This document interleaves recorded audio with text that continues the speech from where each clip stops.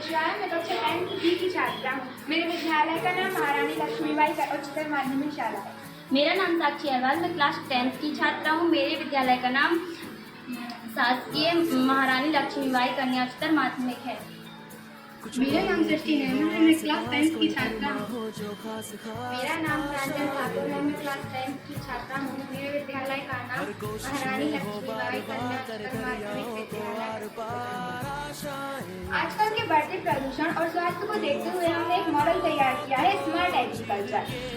आजकल जो खेती होती है उसमें सभी ना रासायनिक उर्वरकों का प्रयोग करते हैं, जिससे हमारे पर्यावरण भी प्रदूषण होता है और जो मृदा होती है उसमें जो जीव होते हैं उनको भी हानि होती है। और रासायनिक उर्वरकों से जो फसल उत्पन्न होती है, तैयार होती है, तो उससे हमारे जो स्वास्थ्य होता है वो भी उसके लिए भी बहुत हानिकारक है।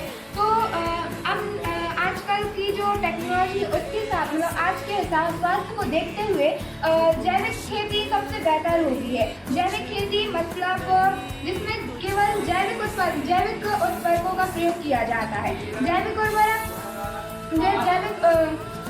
जैविक खाद का उपयोग किया जाता है।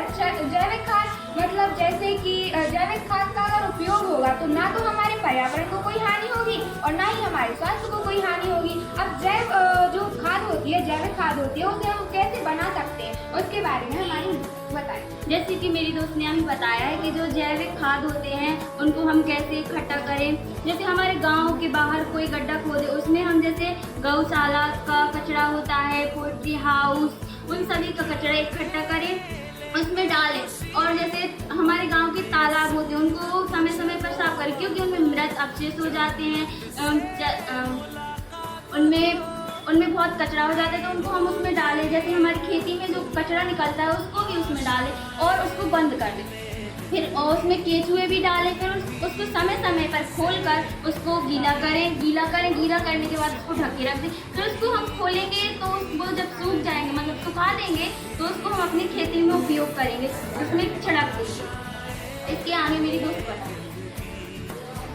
जैसे कि मेरी दोस्त ने बताया है कि जो गौशाला और पोल्ट्री हाउस का कचरा रहता है तो हम गांव के बाहर गड्ढा खोद के उसमें कचरा डाल देते हैं और जो रासायनिक खाद रहते हैं उसका ना उपयोग करके प्रदूषण बचता है। इसका सारे है कि हमारे जीवन में प्रदूषण से बचने के उपाय।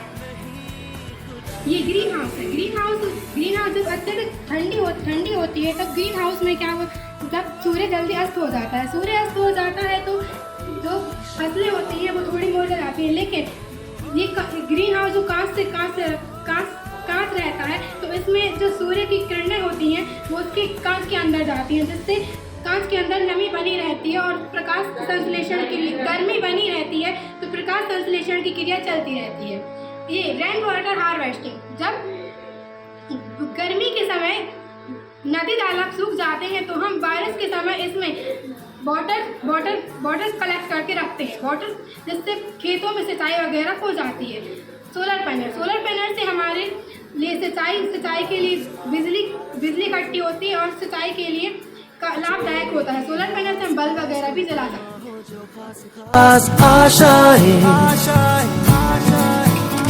हर कोशिश में हो बार बार करे दरियाओं को आर पार आशाएं,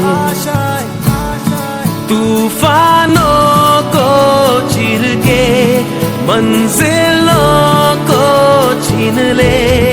आशाएं खिले दिल की, उम्मीदें हंसे दिल की, अब मुश्किल नहीं कुछ भी, नहीं कुछ भी।